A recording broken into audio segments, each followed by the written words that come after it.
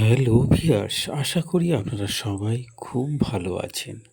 আমি আজকের সকালে আর একটা সুন্দর গল্প নিয়ে চলে এলাম। মা বাবার কর্মগুলো কি সন্তানদের ভাগ্য নষ্ট করে?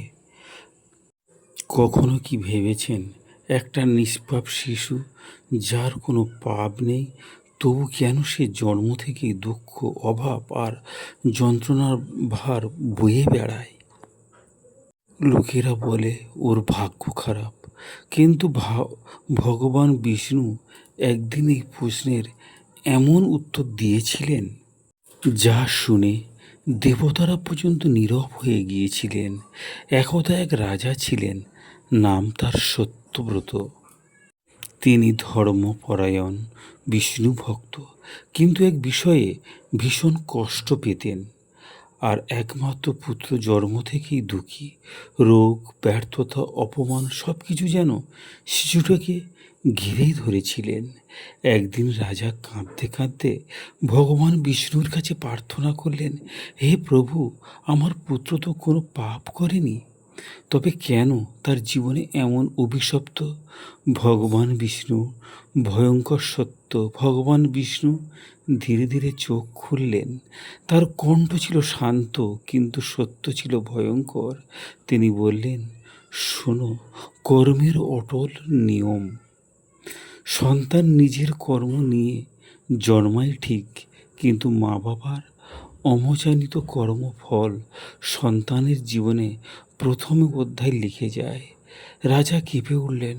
ভগবান বিষ্ণু বললেন, যে মা বাবা অহংকারের অন্যকে কষ্ট দেয়, দুর্বলকে অপমান করে, অধর্মের পথে চলে, তাদের সেই পাপের ছোঁয়া নিষ্পাপ সন্তানের উপরে পড়ে।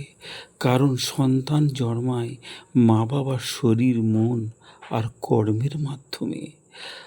আরও ভয়ঙ্কর সত্য, ভগবান বিষ্ণু বললেন, অনেক সময় সন্তান আসে মা বাবার পুরনো কর্মফল বহন করতে। সে কষ্ট পায় যাতে মা বাবা বুঝতে শেখে, অনুশোচনা করে এবং ধর্মপথে ফিরে আসে। রাজা তখন অশ্রুসজল চোখে জিজ্ঞাসা করলেন, প্রভু, তবে কি সন্তানের ভাগ্য চিরকাল নষ্ট থাকবে? বিষ্ণু করুণাময় আশ্বাস। ভগবান বিষ্ণু মৃদু হাসলেন। তিনি বললেন, না, কর্মফল শুরু দেয় মা বাবা, কিন্তু শেষ লেখে সন্তান নিজেই। যে সন্তান ধৈর্য রাখে, সৎ পথে চলে, ঈশ্বরের উপর বিশ্বাস রাখে, তার জীবনে একদিন সমস্ত পাপের শৃঙ্খলা ভেঙে দেয়। শেষ কথা, আজ যদি আপনার জীবনে কষ্ট থাকে, হয়তো তা আপনার দোষ নয়। কিন্তু আজ আপনি যদি মা বাবা হন, তবে মনে রাখবেন, আপনার কর্ম আপনার সন্তানের ভবিষ্যতের বীজ। কিন্তু আজ আপনি যা করছেন তার ফল ভোগ করবে আপনারই রক্ত। ভগবান বিষ্ণু বলেন, নিজের জন্য নয়, সন্তানের ভবিষ্যতের জন্য সৎ হও। কর্ম কাউকে ছাড়ে না, কর্মফল পেতে হয়। আপনি ভুলে গেলেও সৃষ্টিকর্তা কিন্তু কিছুতেই ভোলেন না। সুতরাং আজ থেকে অধর্মের পথে চলার আগে এই কথাগুলো অবশ্যই মনে রাখবেন।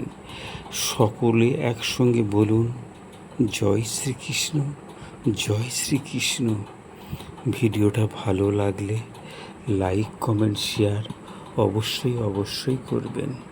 সবাই ভালো থাকবেন, সুস্থ থাকবেন। সকালবেলার অনেক অনেক শুভেচ্ছা, ভালোবাসা জানাই আপনাদের। আপনারা সবাই ভালো থাকুন। আর সবুজে ঘেরা জঙ্গল, তার মধ্যে আমিও হেঁটে চলেছি। আর যেতে যেতে ভগবানের একটা কথা আপনাদের আমি শুনিয়ে দিলাম। সবাই ভালো থাকুন, সুস্থ থাকুন।